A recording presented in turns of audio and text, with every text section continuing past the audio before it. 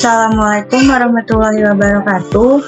Saya Anissa Rahmawati bersama dengan teman saya Ronald Rosangchen dan Farania Wiliana yang akan mempresentasikan materi pertemuan 13 yaitu pemanufakturan just in time.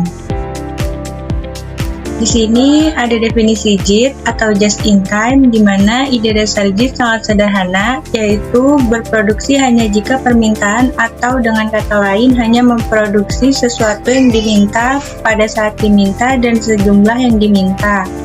Tujuan utamanya untuk meningkatkan laba dan posisi persaingan perusahaan yang dicapai melalui usaha pengendalian biaya, peningkatan kualitas, serta perbaikan kinerja pengiriman.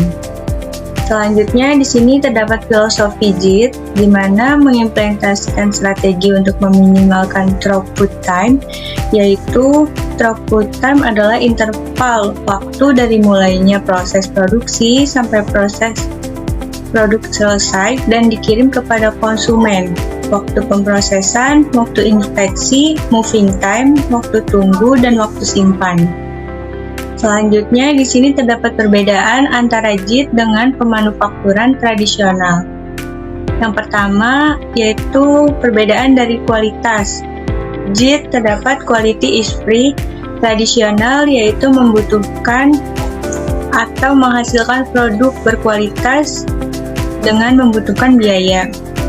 Yang kedua, keahlian, di mana JIT para pekerjanya orang-orang ahli, sedangkan tradisional para pekerjanya melayani apa yang mereka ingin kerjakan. Yang ketiga, kesalahan. JIT terdapat pelajaran untuk perbaikan, tradisional hal yang tidak dapat dihindari dan harus selalu ditelaah. Yang keempat, persediaan. JIT dapat menyembunyikan masalah, tradisional berguna untuk kelancaran produksi. Yang kelima, antrian. JIT produksi harus just in time, tidak boleh ada antrian panjang. Tradisional, antrian dalam work in process dibutuhkan untuk memastikan bahwa utilisasi mesin tinggi. Yang keenam, nilai otomatisasi. JIT terjadinya konsistensi kualitas. Tradisional mengurangi tenaga kerja dalam produksi.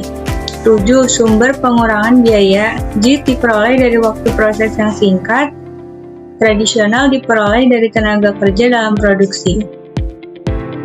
Perbedaan antara JIT dengan pemanufakturan tradisional yang selanjutnya yaitu yang ke-8, aliran material, di mana JIT material harus ditarik ke dalam pabrik, pull system. Tradisional material harus didorong keluar pabrik, push system.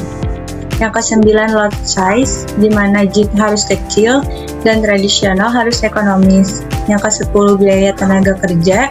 JIT merupakan biaya tetap, sedangkan tradisional merupakan biaya variabel. Yang 11, kecepatan mesin. JIT mesin seperti pelari maraton, tradisional mesin diibaratkan pelari cepat. 12, pembelian. JIT membeli dari supplier yang terbatas, tradisional membeli dari banyak penjual. 13, kebersihan. JIT sejalan dengan segala sesuatu tampak jelas dan nyata. Tradisional bekerja berarti tangan menjadi kotor. Kotor yang berserakan merupakan harga yang harus dibayar untuk menghasilkan suatu produksi. Yang ke-14, horizon, di mana JIT memiliki kesabaran yang mempengaruhi keseluruhan proses dalam hal meniadakan kesalahan dan mencapai standar zero defect. Yang tradisional, hasil kerja diharapkan selesai dalam waktu yang relatif singkat. Baik, selanjutnya, di sini ada hubungan antara JIT dengan TQM. JIT mensyaratkan semua departemen dapat merespon kebutuhan-kebutuhannya dengan sistem total quality. Jika departemen produksi melaksanakan JIT, tetapi departemen lain tidak mengupayakan TQM, maka departemen produksi akan menghadapi hambatan yang besar. Selanjutnya ada manfaat JIT, yaitu mengurangi biaya tenaga kerja, mengurangi gudang, mengurangi waktu setup dan penundaan jadwal produksi, mengurangi barang cacat, mengurangi lead time karena ukuran lot yang kecil, penggunaan mesin dan fasilitas lebih baik, menciptakan hubungan yang lebih baik dengan supplier, layout pabrik menjadi lebih baik, pengendalian kualitas dalam proses, integrasi dan komunikasi yang lebih baik di antara departemen dalam perusahaan. Baik, selanjutnya saya akan menjelaskan mengenai sasaran implementasi JIT. Pertama, di sini ada persediaan.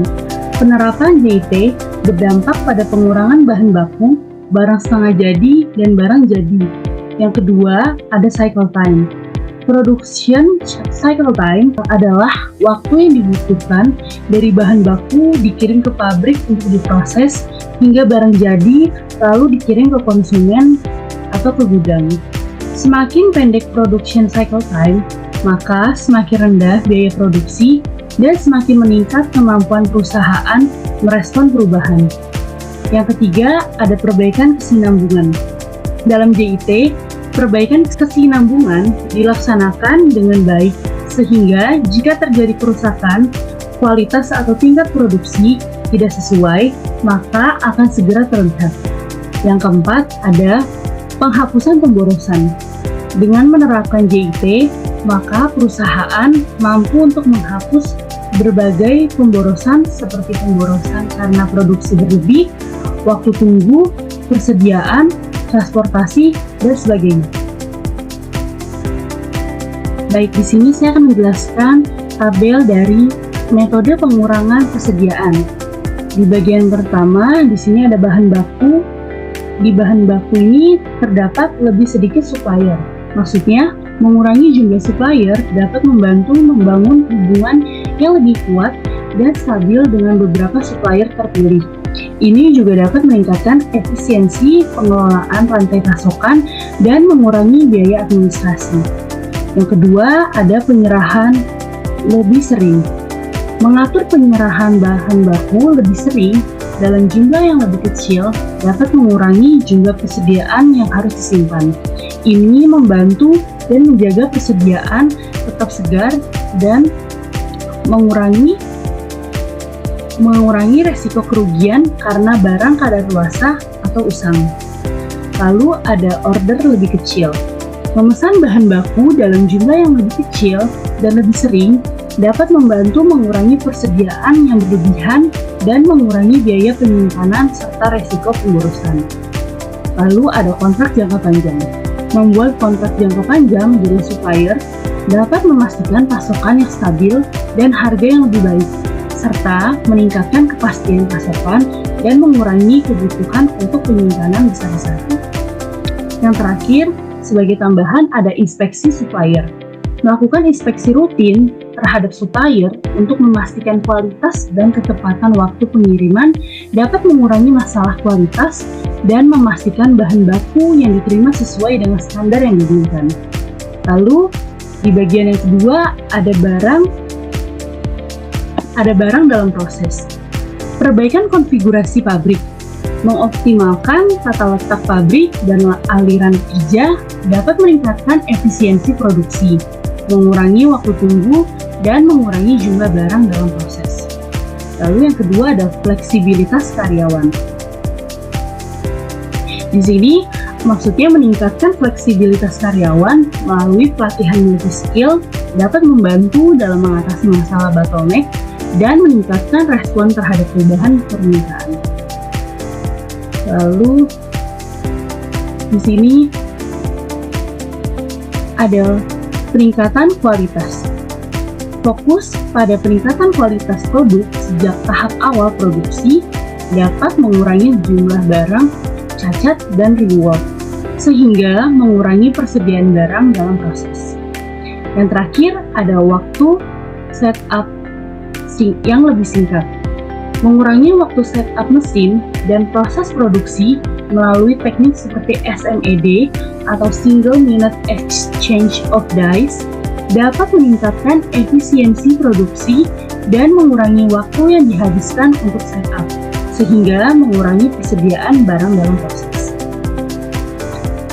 Lalu di bagian yang terakhir, ada barang jadi. Di barang jadi ini terdapat satu demand pool. Menggunakan sistem produksi berdasarkan permintaan pelanggan atau demand pool daripada memproduksi untuk persediaan dapat membantu mengurangi persediaan barang jadi. Contoh dari pendekatan ini adalah just in time. Lalu, yang kedua ada pengurangan cycle time. mengurangi waktu siklus produksi dari awal hingga produk, jadi dapat membantu mempercepat respon terhadap permintaan pasar dan mengurangi kebutuhan untuk menyimpan barang jadi dalam jumlah besar.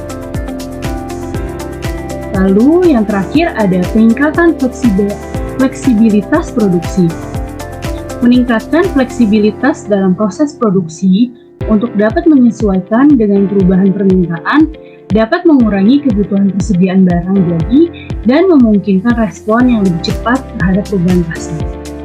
Dengan menerapkan metode-metode ini, perusahaan dapat lebih efisien dalam mengelola persediaan, mengurangi biaya penyimpanan, dan meningkatkan respon terhadap permintaan pasar. Selanjutnya ada persyaratan dalam penerapan JIT. Yang pertama, organisasi. Layout pabrik yang menggunakan sistem JIT dan non-JIT sedikit berbeda. Layout pabrik yang non-JIT berdasarkan produk, sedangkan pabrik JIT mengatur layout berdasarkan produk. Selain itu, JIT menggunakan block cell, ukuran lot kecil, dan Kanban sehingga menghemat waktu kurang dari setengah dari waktu pada sistem tradisional. Yang kedua ada pelatihan. Sistem JIT membutuhkan pelatihan lebih banyak dari sistem tradisional, seperti pelatihan menghadapi perubahan, cara kerja JIT, Kanban, perbaikan proses, alat-alat statistik, dan sebagainya. Yang ketiga ada membentuk aliran penyederhanaan, yaitu idealnya lini produksi yang baru di setup untuk membentuk aliran produksi yang seimbang, dapat memecahkan masalah, dan sesuai dengan pekerjaan. Selanjutnya yang keempat, Kanban Pool System. Kanban merupakan sistem manajemen atau pengendalian perusahaan. Saat perancangan work cell, skema Kanban pun sebaiknya dibuat. Yang kelima ada visibilitas atau pengendalian visual. Salah satu kekuatan JIT adalah menggunakan sistem visual, sehingga mudah diketahui apakah proses produksi berjalan dengan normal atau memiliki masalah. Yang keenam ada eliminasi kemacetan atau bottleneck, yaitu bottleneck proses adalah proses yang berjalan secepat mungkin tanpa mengikuti permintaan, sehingga jika terjadi kemacetan atau rusak, maka masalah nyata akan timbul. Begitu pula dalam sistem JIT, kemacetan dapat menjadi masalah yang serius, terutama karena dalam JIT tidak memiliki persediaan. Untuk menghapus kemacetan, semua proses diteliti secara terus-menerus oleh tim fungsi silang. Selanjutnya yang ketujuh, ukuran lot kecil dan pengurangan waktu setup. Ukuran lot yang ideal bukan yang terbesar, tetapi ukuran lot yang terkecil. Pendekatan ini sesuai jika mesin-mesin yang digunakan untuk menghasilkan berbagai komponen yang berbeda. Penghematan waktu setup juga didapatkan dengan melakukan setup secara tepat, alat, komponen, dan orangnya pun telah tersedia. Yang kedelapan, yaitu Total Productive Maintenance. Pemanufaktur Jepang mengatasi kerusakan mesin dengan menerapkan teknik Total Productive Maintenance atau TPM. Pemeliharaan preventif terhadap mesin-mesin dilakukan secara rutin oleh para teknisi dalam jangka waktu tertentu. Yang kesembilan, kemampuan proses, Statistical Process Control atau SPC, dan perbaikan berkesinambungan. Ketiga hal tersebut harus ada dalam pemanufakturan JIT, karena produk harus mendekati sempurna. Dalam JIT tidak memiliki persediaan, dan semua proses, baik mesin maupun orang, harus beroperasi dalam kondisi prima. Yang ke-10 ada supplier. Dalam hal supplier juga berbeda antara sistem tradisional dengan sistem JIT. JIT membutuhkan bahan baku dalam jumlah sedikit, dalam frekuensi yang tinggi, sehingga pemilihan supplier menjadi hal yang penting. Supplier harus dapat menyediakan bahan baku dalam jumlah yang tepat pada saat dibutuhkan. Sekian pembahasan pemanufakturan just in time dari kelompok kami. Semoga dapat bermanfaat bagi teman-teman semua. Terima kasih.